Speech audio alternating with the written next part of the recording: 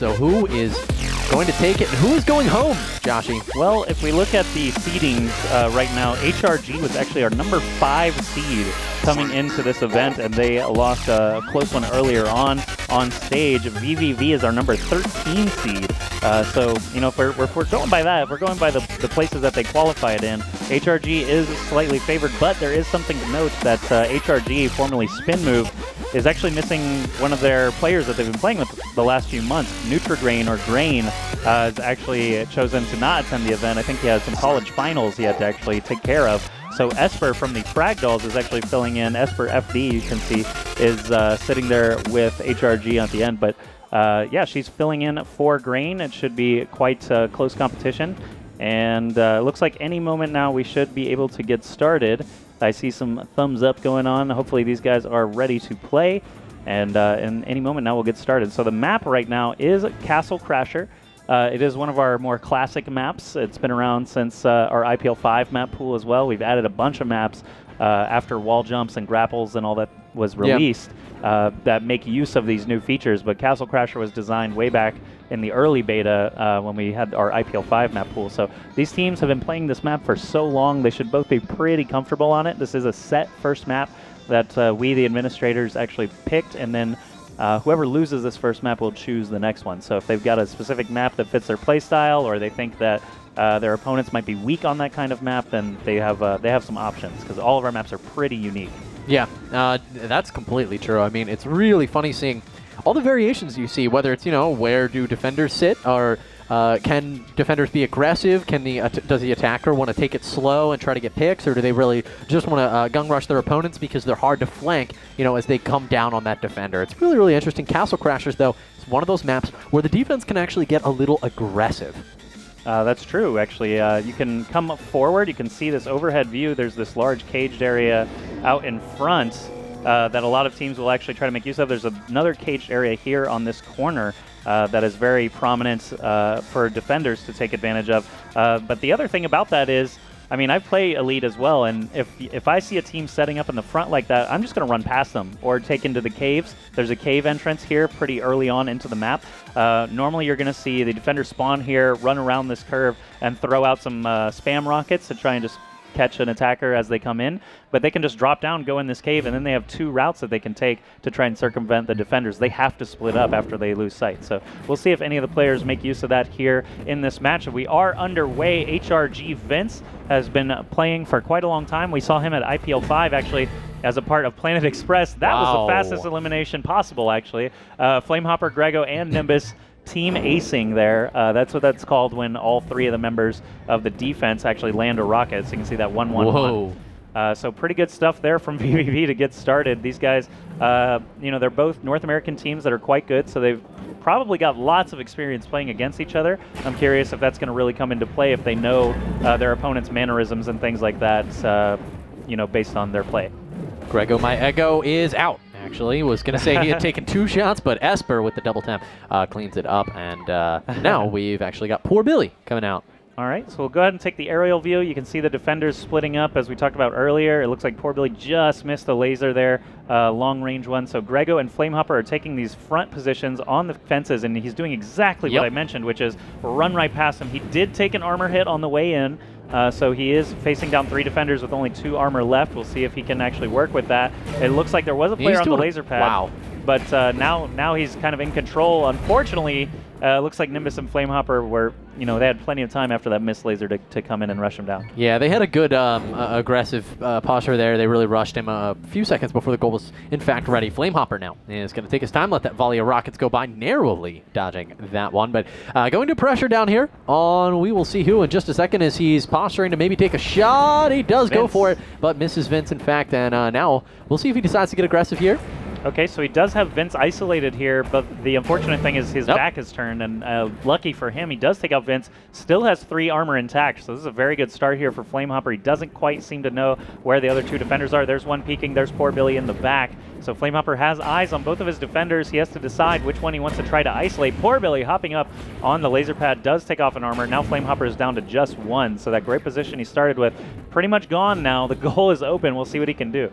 Yeah, really good use of the laser pad there by poor Billy. Narrow shot missed by Flamehopper, but that's going to clean it up. Poor Billy with a nice rocket. Yeah, that's right. Poor Billy cleanup crew there, taking that second laser shot and that final rocket to end the round, making things very close here. Nothing but defensive rounds so far. There's an armor actually getting pegged off from that opening volley. Esper cannot get past the gauntlet there on the way into Castle Crasher. She's staring long range. She knows where two defenders are. The third one, of course, is up on that laser pad, so she's going to have to decide which route she wants to take here. All right, well, she's dueling on the laser pad right now, but of course the laser going to be regenerating faster for Nimbus, and Esper's going to go around for the flank, but at the same time, oh, she's getting shots from every angle, but a beautiful shot there on Nimbus. All right, Flamehopper's out in the open, but that missed laser is going to cost her some time and armor as Grego My Ego hops up to finish her off. And, you know, you mentioned a second ago you don't want to duel someone who's on the laser pad, and that's actually a fact that the player standing on the laser pad, the defender, actually recharges a little bit faster than the attacker himself. So it is a dangerous situation to be dueling with that person on the laser pad. The nice thing, though, is if you know that someone's on it, you can usually sprint past and try to peg them while they're out in the open. All these laser pads are pretty exposed, so Nimbus has a chance here to turn and take one out if there is a defender up there. Oh, misses the shot on Esper. That was an important one. If Nimbus hit that, likely could have taken the attacking round with still 3 armor, but as it stands, Esper guarding the goal, and you've got poor Billy in the flanking position. 1 rocket before she goes down, but Esper does get taken out. Now it's poor Billy versus Nimbus. 2 armor remaining. Billy throwing out some rockets, narrowly dodging that laser.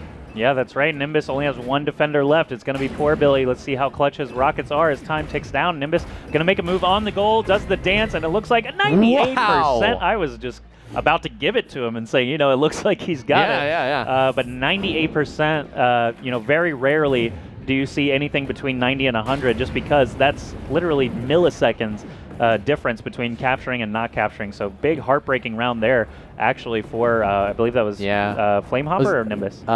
It was, yeah, I'm thinking about it too. Either way. Nimbus went earlier, I think, so it was probably Flamehopper. But, you know, I was going to say, it's an amount of time, honestly, that's imperceptible, so nobody would have blamed you, Josh, if you had yelled it out and be like, oh. He got it. Okay, he didn't. Never mind. So taken out there. Now we're going to have Grego My Ego going on the offense. Yep, and Grego My Ego's real name is, can you guess? Greg. It's Ego, actually. Yeah. What? No, I'm just kidding. It's Greg, No. and he's going to be attacking in for vVv, Esper, Vince, and poor Billy. Shot. Vince already getting taken out. I don't know about that defensive position. It seems like he is getting gunned down without much chance to have reprisal. And poor Billy getting taken out very quickly as well. It means that Grego has our best opportunity so far at actually taking an attack round. He misses by 47 centimeters. Esper is the only player remaining. She has to take out all 3 armor for Grego here. Yep, she has yet to hit a rocket. Grego's done a really good job of swinging in from the right, from the left, and there it is. Cleans it up. Esper taken down, and Grego takes attack round number 1. Yeah, very swift there from Grego. The fact that he got poor Billy without much fight, really. He picked him off kind of long range. Really helps when you've got 3 armor against that last defender. Poor Billy waits out the spam volleys. He's going to go ahead and come up the right side here. I still don't really like the up forward position. It doesn't seem like it's doing too great. There's a lot of players dying, but not a lot of attack rounds being finished up. It seems like most of the action is happening here at the pole anyway. See, the problem, you know, when you come in so quickly, so we've got 19 seconds till the goal is live, and now poor Billy's trapped in an area that doesn't have a lot of cover, but he's going to come for a kind of creative maneuver here, going for the flank. Misses the laser shot, though, and now I feel like he's going to get flanked from behind. Does get the pick, and actually, it looked like HRG, or excuse me, vVv did not rotate quick enough, so weren't able to capitalize on his exposed position. It's true. Poor Billy got that first elimination, and now he's only got 10 seconds left to clean up the other 2, Nimbus and Grego, both near the pole there. Grego lands 1, and Nimbus lands 1, and poor Billy is taken out. That's still 0 attack rounds for HRG, and time is actually running out in this first map. Again, we play first to 9, and you must win by 2. vVv is in a great position to do just that with their lone attacking round. Flamehopper. Wow. Grego actually was the only attack round so far. Flamehopper was very close earlier, so we'll see if he can actually try to recreate that and get another win under their belt. All right, well, Flamehopper really wants his opponent here, but not able to score it up. I believe this is Vince hanging around the gate. Some shots coming in from Esper, long range down back by the goal. Flamehopper has not secured a kill, though, and 15 seconds has gone by, and time is so important in this game.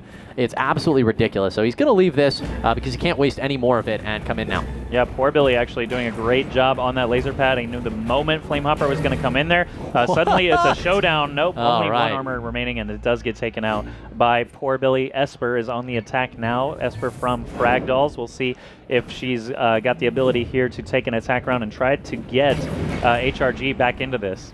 All right, well, falls perhaps accidentally down into the caverns, but is going to make work of it. Going for a quick maneuver here under, but does get tagged once by that rocket. Nice anticipatory shot there, if that's even a word. It is. From Grego. Anticipatory is totally a word. Awesome. Good job. So Esper still looking for the first elimination, using a lot of the time on the clock here to try and duel. Hits the 68-meter shot, but does pay for it by taking that close-range rocket from Grego. And Grego just walks right out, takes the shot, and Esper is eliminated. 7-4 right now. Essentially this 1-0 you see in the attack rounds column, though. That's what we're looking at to see who is actually ahead in this game. So Grego, basically all by himself, is putting vVv up in front here, and the chances for HRG to actually have a reprisal here is very low.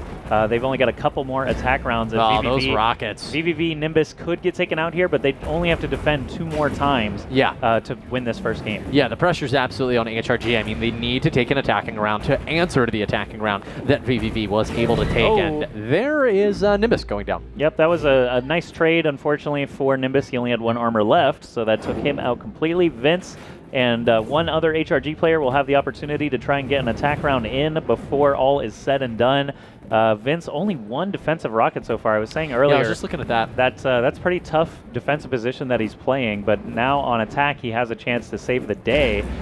No Nimbus actually getting a great shot off the laser pad. Laser pad is so good here on Castle Crasher, and this is, again, a map that has been out since the early beta, so players are very aware of this laser pad, and people are still getting lots of shots off with it. So wow, what a shot. Yeah, they're doing quite a good job. Vince now only has to deal with Nimbus and Grego. Time is starting to tick down. 6 seconds left before the goal's open. He knows that Grego is playing that column, and Nimbus is up on the pole. Let's see what he can do. So important for Vince here, for HRG, for their team. They need to take this attacking round, but no, getting hit from Nimbus and Grego and taken down. So denied by vVv. And at this point, if Grego takes this, it's over. Other than that, from here, HRG has to win out. They're allowed to... They have to win every round from now. So they have to stop Grego, and they have to get the attack round after this, or they are sunk. Let's see if Grego can do what he did earlier and win another attacking round. That was an extremely close shot. I'm surprised we didn't see the missed by 30 centimeters little marker there again, but Grego looping around now. I'm not sure if he's going to try and duel with Vince. Vince is not really having the best defensive game, so it might be an option. You definitely don't want to ignore him too long there. He does take him out, so great start. Let's see. Poor Billy most likely up on that laser pad, and Grego knows it, so he tried to prevent losing a point of armor there. Let's see. Poor Billy all the way at the pole. Grego with a great shot. 3 seconds left until the goal is able to be captured. Only 1 defender left and 3 armor. Grego's in a great position. There's that third shot, and they win the first game 9-5. Good job, Grego, with those 2 attacking rounds. You can see vVv there. That's actually Grego up front on the camera. There's poor Billy and the rest of HRG, and the map selection will be theirs now for game number